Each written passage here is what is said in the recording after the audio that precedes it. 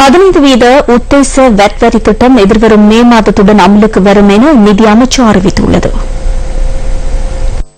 வருமதி சேர் வரி எனப்படும் வெட் வரியை 15% அதிகரிக்கப் போவதாக பிரதமர் ரணில் விக்ரமசிங்கே கடந்த 8ஆம் தேதி பாராளுமன்றத்தில் விசேட அறிக்கை ஒன்றை சமர்ப்பித்து தெரிவித்திருந்தார். மாதத்திலிருந்து இவ்வரி திட்டம் நடைமுறைப்படுத்தப்பட்டிருந்தாலும் அது சாத்தியப்படவில்லை. இந்நிலையிலேயே எதிர்வரும் மே மாதம் 2ஆம் தேதியுடன் அமலுக்கு வரும் வகையில் இந்த வெட் வரி திட்டம் மேலும் அமல்படுத்தப்பட்டுள்ளதாக நிதியமைச்சர் வெளியிட்டுள்ள அறிக்கையில் தெரிவிக்கப்பட்டுள்ளது. இதன் அடிப்படையில் 8 முதல் 12.5% இடைப்பட்டதாக இருந்த வெட் வரியானது மே மாதம் 2ஆம் தேதி முதல் 15% அதிகரிக்கப்படுகின்றது.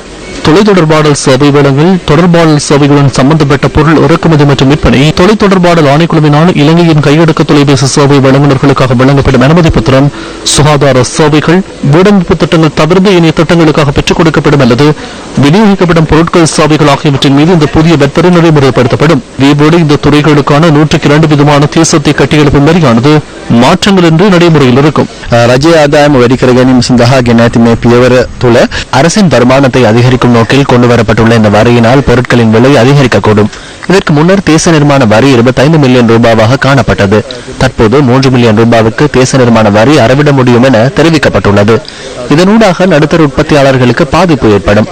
இதன் மூலம் தொலைபேசி கட்டணம், மின் கட்டணம், நீர் கட்டணம், சுகாதாரத்துறை கட்டணம் அனைத்தும் உயர்வடையக்கூடிய வாய்ப்புகள் உள்ளன. இதன் மூலம் நாட்டின் பொருளாதாரம் சிறந்த நிலையை நோக்கி செல்கின்றது என்று கூற முடியாது. හොඳ පැත්තට ගමන් කිරීමක් හැටියට අපිට දකින්න අපහසුයි.